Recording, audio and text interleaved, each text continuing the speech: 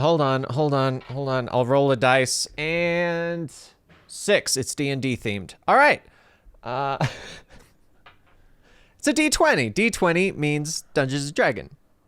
All right, guys, welcome back to 3 Beers at a Topic. Dan and I have brought it back, and he decided to intro the first episode by rolling dice. Really? I'm so going in there. I've already hit record. Me too. All right, so today I've got 5 creepy stories from Colorado. We might do 3 of them, okay? So, and I'm going to explain, we're going to crack our first beer, which is this weird one that I found. We're going to crack our first beer, we're going to say what it is, and then I'm going to explain where the show has been and what our plans for this going forward are, okay? Also, it should be known, Benny and I do have different beers. Benny, what is 3 yours? beers across us. So I have Hubbard's Cave, coffee and cakes. And I have a second one, barrel-aged old-fashioned. Oh, you got Upslope and you didn't give me Upslope? I literally showed you all 3 of these. No, you didn't. You handed me this and then you showed me this and the other one. I may have hidden the Upslope because it sounds like Yes. something I want to drink. Upslope's fantastic. The brewery's down in Boulder. We actually go there for Christmas Eve sometimes. Okay, me so and my we're going to family. crack this, and for our Mine- longtime viewers, I'm going to explain where the show's been. Yes, Oh, and yeah, then what's the one yours? that I'm drinking is called Cake or Death Barrel-Aged Imperial Chocolate Stout by the Verboten Brewery. Wait. Barrel Did you get Company. the stout? Apparently. Oh, so is mine. We both have Imperial Stout, so they're double stouty. Fantastic. All right, cheers. Hold on. I got some on my hand. Cheers. Cheers. You're not wearing your glove?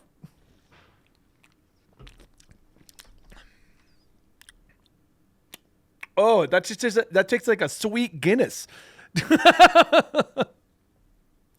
I don't know how to feel about this. And I'm getting a metallic aftertaste. Are you?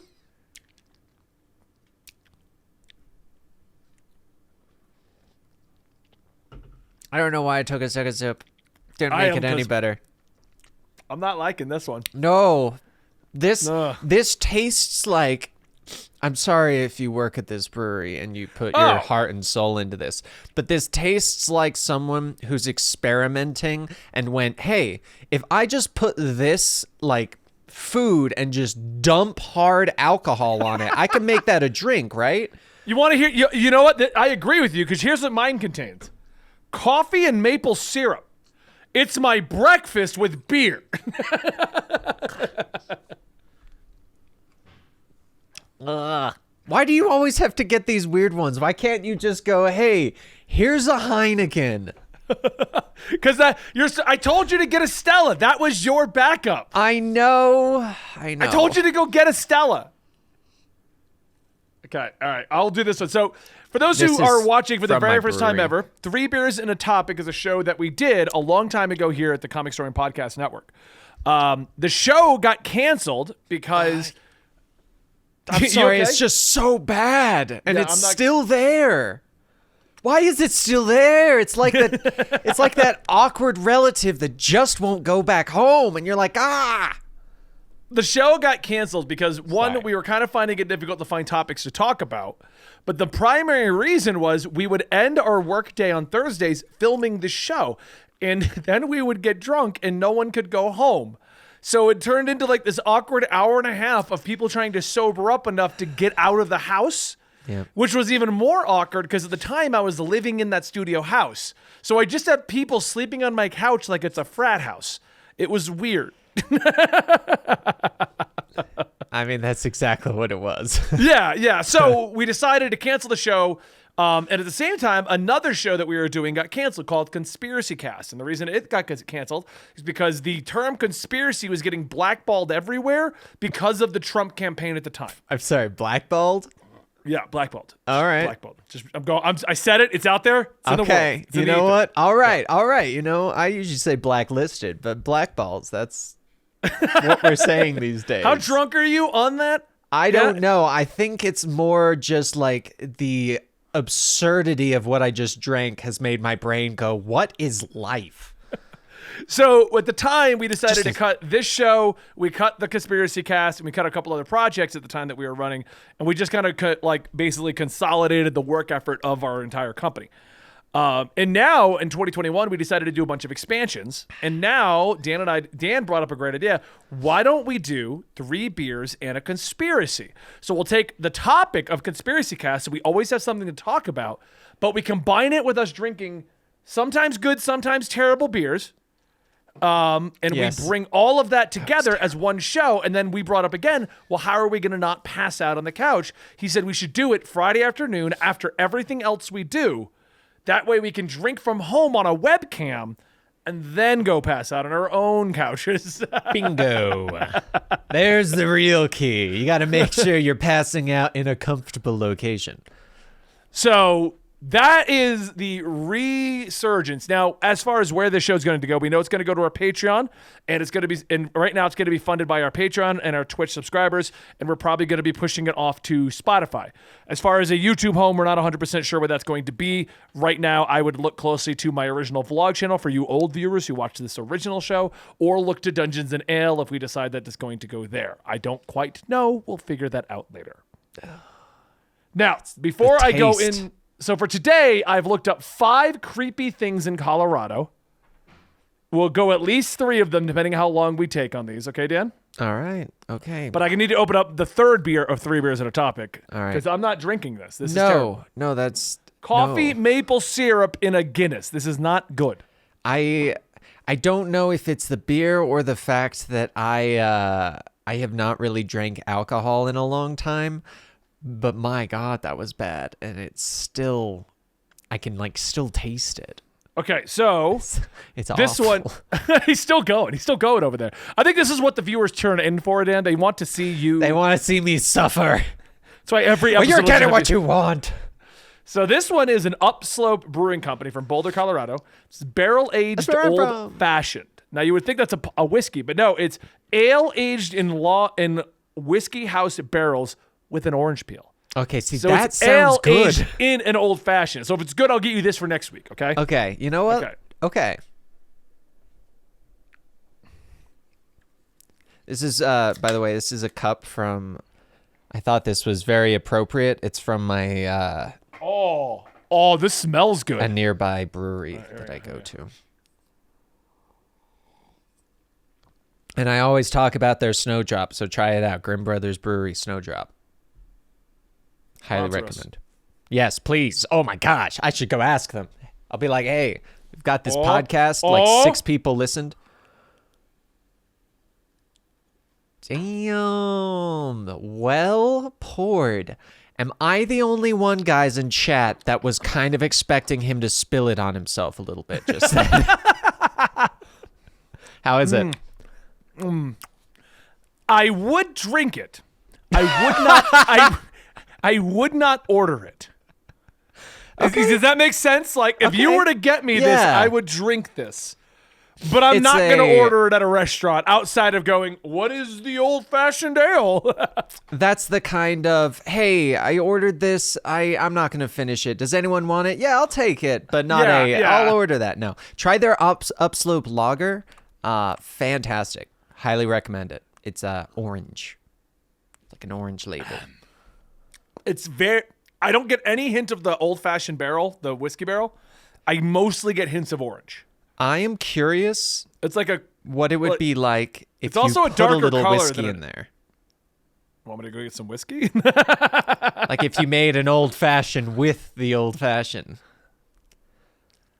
Our chat, because we were doing this first episode live, was banking on me spilling some. As it was getting closer, I'm Well, like, I should stop here. I should stop here. I should stop here. I'm getting way too close to the lip. It was the fact of how close it was and how focused you were of like, yes, I got it, that I was expecting you to like accidentally bump and go, oh, So, okay, I'm going to drink this weird orange flavored ale.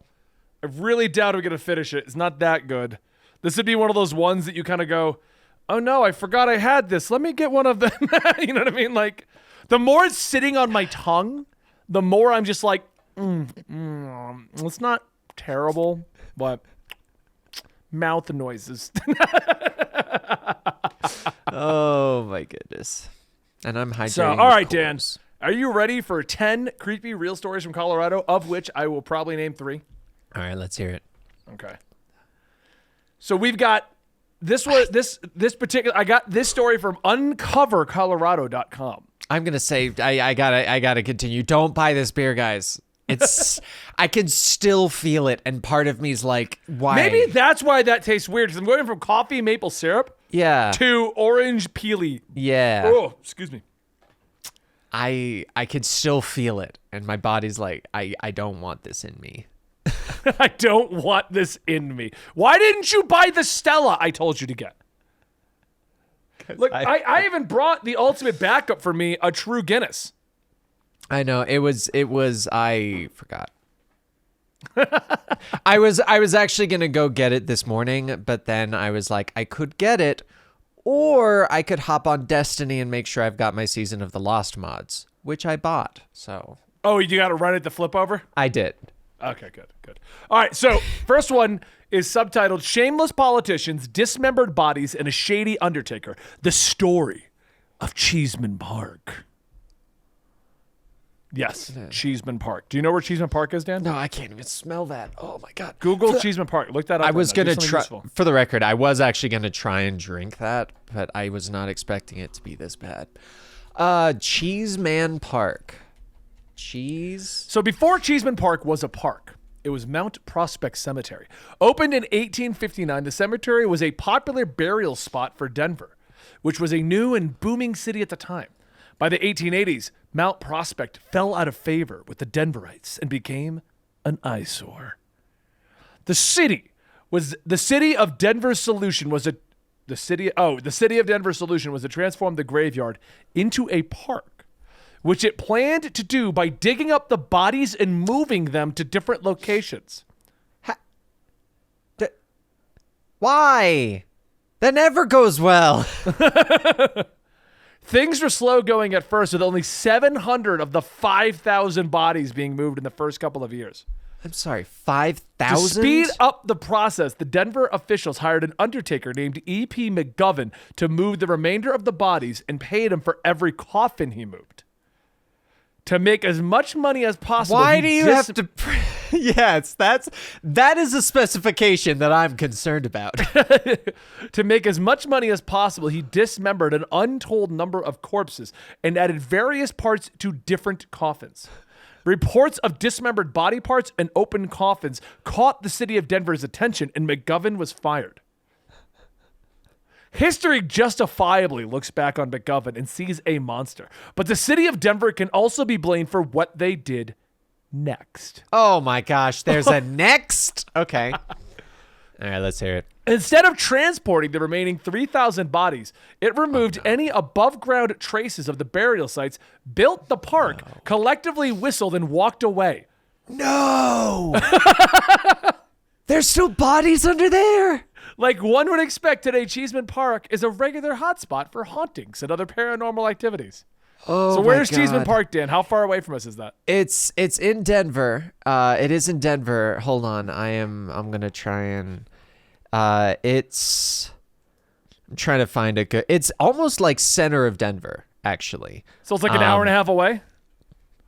Probably closer than that, but I'm trying to do a Google Street View because I want to see how horrifying it looks. And it looks it looks like a standard park. The photos here look like one, yeah. Yeah, it looks like a normal park, and these people are walking their dogs, and I don't think they know that there are bodies underneath them. If this show takes off, we'll do like a small little funding to get us to Cheeseman Park, just to cover the gas of the day. And we'll do like an episode from Cheeseman Park or something like that. That'd be hilarious. God. Apparently, there's no parking at any time. According to this.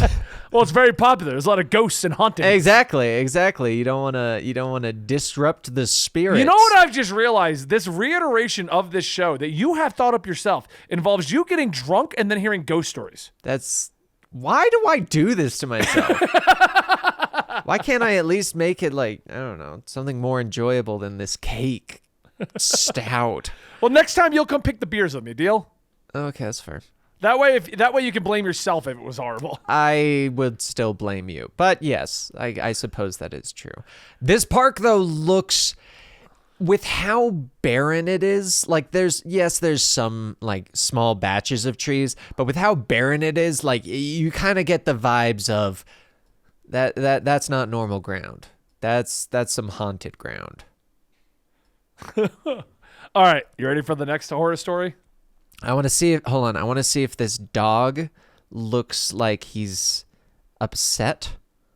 Because dogs can he sees the sense. ghost, yeah. Dogs and animals are a lot better at detecting spirits. All right, folks. this is growing on me. It's like orange juice mixed with beer.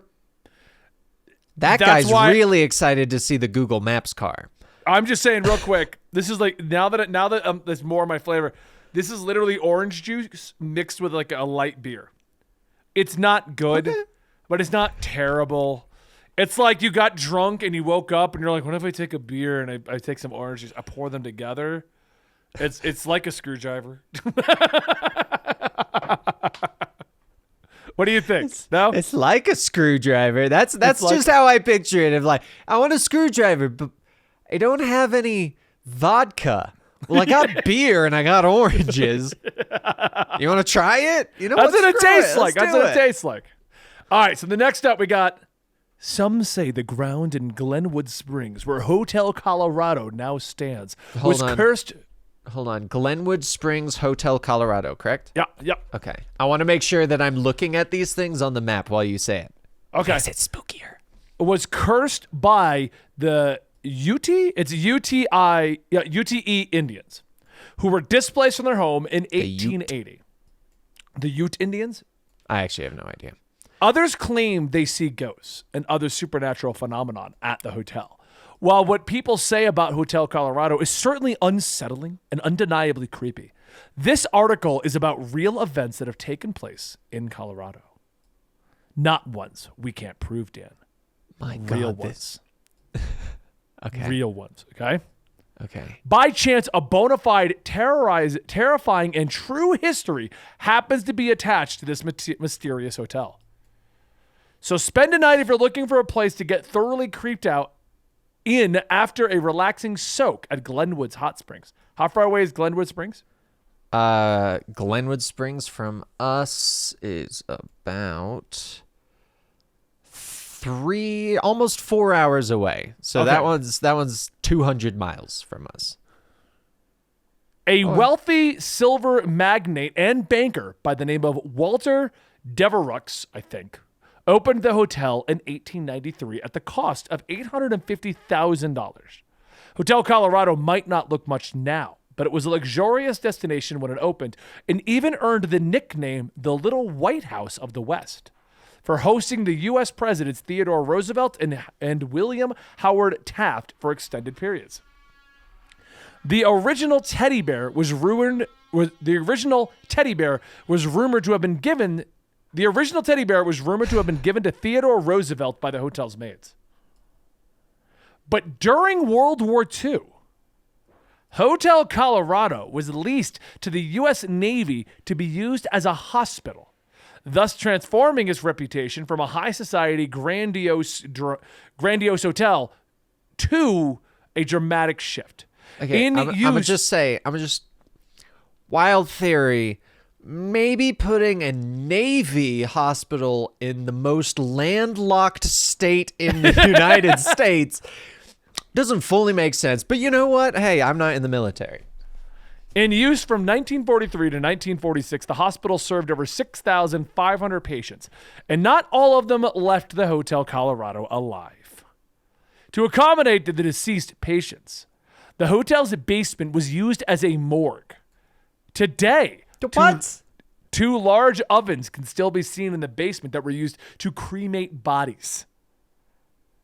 Oh my gosh, they don't have asbestos in the rafts. They've got dead naval officers. Ah!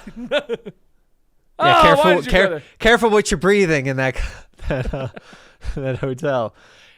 Oh my gosh. This place definitely has that vibe though. Like it's got the vibe of, oh, it looks nice, but there's something. There's something behind this. Do you want to stay in that hotel, Dan? No, but I'm looking in the reflections of all the windows because of how crazy it would be if like I looked in one and it was like the reflection of someone, and then I looked at it and I realized, oh wait, that's the camera guy for the Google thing. Because I just saw a person, but I think it's the camera guy. Okay. All right, you ready for the next one? It's, to be fair though, it's got a very nice courtyard with a nice fountain. At least back when this picture was taken. Yes, let's hear it. Third one. The third one, the last one of the day. Before the winter of 1874, Alfred Packer was just one of the thousands of unknown men who traveled to Colorado in search of gold. But after arrival, he became famous for the great deprived lengths he went to in order to survive the treacherous winter. Along with 20 other fortune seekers whom he met in Utah mid-trek and joined them as their expert guide. Packer consulted with Chief Ouray in Montrose, Colorado in late January, who advised the men to postpone their expedition until spring. 10 stayed with the chief's camp that winter. Packer and the other men blew off Chief Ouray's clear and urgent warning, venturing off into the San Juan Mountains in early February. 11 continued, 5 of them taking a better route that followed the Gunnison River that was recommended because they were steadfast on going. The crew had to be rescued, Dan. Hold on, where is this? Just the mountains, it looks like. Just they were traveling across the mountains. Okay. It's so not as specific. Okay. They ventured San Juan Mountains in early February. 11 continued, 5 of them taking a better route that followed the Gunnison River that was recommended because they were steadfast on going. The other 6, which included Packer, detoured, taking a shortcut guided by Packer over the San Juan Mountains. Supposedly, a month later, the group ran out of food and became trapped by heavy snows. Oh, After boiling their moccasins for sustenance, things took a terrifying turn. Oh my God, they totally ate each other. Packer claimed to be one of the men. Packer claimed that one of the men, Shannon Bell, came after him with a hatchet and that he was forced to kill him in self-defense. Then he encountered what he claimed were half-eaten corpses of the rest of the group. Corpses he later had to finish off and eat himself in order to survive. I think I've seen this before. This sounds so familiar. Okay. Energized by the meat of his companions, Packer emerged that following spring in Los Pinos Indian Agency near Sagawatch. Sagawatch? I can't pronounce that one. After spending lavishly and changing his recounts around town of what happened, he soon went on trial for killing the men because no one believed his story. He was found guilty of murdering the men and jailed in that town that I can't pronounce. He then escaped from prison and went on the run for 9 years before being found in Cheyenne, Wyoming under the alias John Schwartz. He was then retried and convicted in Lake City in May. He got 40 years, the max, 8 years for each of the 5 men. And after being released on parole 18 years later in 1901, he moved to Denver where he tried unsuccessfully to clear his name, lived simply and died in 1907. His body is buried in Littleton Cemetery in Littleton, Colorado. That's crazy. Mostly because of the fact that why were the bodies half-eaten?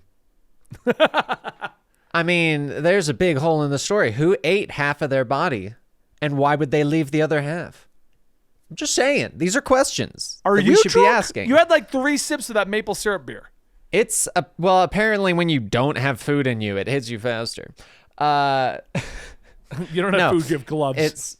I do. I have my gloves that are inside why do I keep out. sipping that? I don't know. That's all I got. I mean, I have another beer right here, but that's besides the point. All right, I was going to do 3, but I want to do this last one because it says Denver's real-life Spider-Man. Ooh, okay. Okay, let's hear it. Please don't make it be a horror story of someone that like... It's on a webpage of horror stories, Dan. I doubt this is going to be a happy story. Oh my God. If this is someone that killed other people and then sewed their limbs onto himself... Why is that where your head went, Dan? Because you said it was horror and it was a real Spider-Man. Why would that not be where my head goes? What else would it be? It's just any number of other options. No, I'm pretty sure that's the only possibility. The only possibility is that this guy murdered people and sewed their limbs on him. Yes, correct. All right, let's find out if you're correct, because I have not read this yet. It would be hilarious if I was. Let's hear it. The Spider-Man we all know and love couldn't be more difficult than the real-life Denver Spider-Man that terrified Coloradans. Colorado? Yeah, I said it right. Coloradans, there you go, in 1941. I keep drinking mine, so I at least have an excuse. It all began when an elderly man was found savagely beaten to death in his own home. Jesus. The grisly scene was uncovered by neighbors who went looking for the man after he didn't show up for a dinner party. Police quickly determined that the man, Philip Peters, died from a skull fracture, but they couldn't find any motive or suspects in the case. Peters' wife was in the hospital during the time of the murder. Scores of detectives were assigned to the case, which stumped them for 9 months. The man had no enemies, but was beaten so badly that bloodstains were found in the ceilings of different rooms throughout his home. Jeez. In July of 1942, investigators got their first terrifying lead. It's terrifying already, but okay, let's see how it gets worse. A woman hired to help with the household duties had been hearing strange noises for weeks. One day, she saw a hallway door slowly open, followed by a thin white hand. She screamed and heard someone running away. Detectives investigated the homes, but found nothing. Had it not been for a lucky break later that month, Peter's tragic murder might never have been solved. Tasked with keeping watch for a ghost, two policemen visited the house on July 30th and heard a noise upstairs. After opening a door, one of the policemen saw a dangling pair of legs get pulled up into the house's attic. He grabbed the legs just in time and pulled down what he later described as the strangest looking human being he had ever seen. 'Cause he had other people's limbs sewed onto himself. The man's skin was the color of a gray overcast sky that hung on a rail-thin frame. 59-year-old Theodore Coneys had been living in the Peters attic, which he accessed through an unlocked panel in the home's crawl space. The Coneys had been introduced to Peters as a boy. Coneys had been introduced to the Peters as a boy. He then moved into their attic and off the Denver streets when the winter of 1941 became too cold for him to live outside. He resided in the space just 27 inches high and 57 inches wide until a startled Peters discovered him in his kitchen one fateful October evening and was bludgeoned to death by the man soon after. There's an image of him.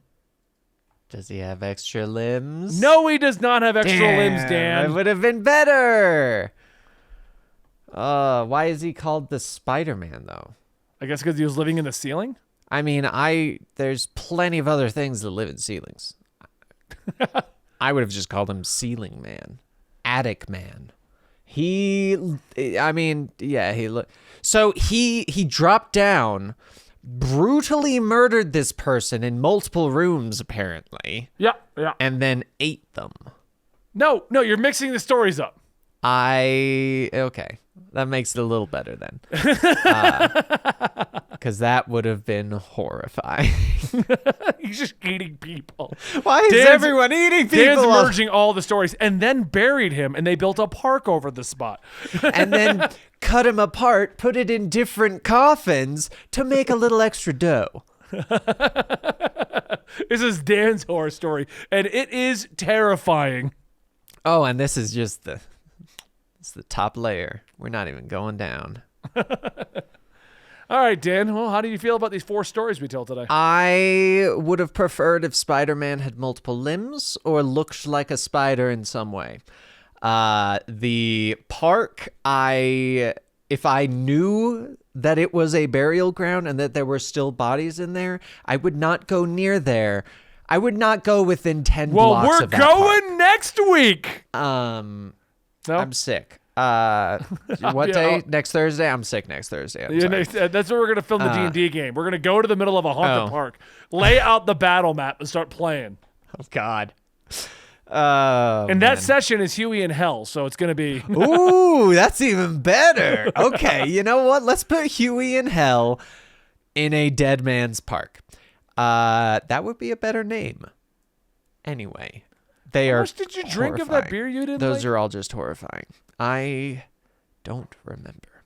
No, I'm just tired still-ish, maybe. I don't know. Tired, drunk, anyway, same thing. Yeah, I've been drunk for days. Hey, Just you can't kidding. take my No. shtick. You're the stoner, I'm the Sorry. I've been stoned for days. I've been perpetually stoned for the past 8 years. All right, well... that was fun though. Depending on how this show went, we might be back next Friday, but Dan will pick out his own beer next Friday. I hope Yes, you guys I enjoyed will. this. And thank you for joining us for an attempted revisit at the 3 beers idea. Yeah, I hope you guys enjoyed it. I did.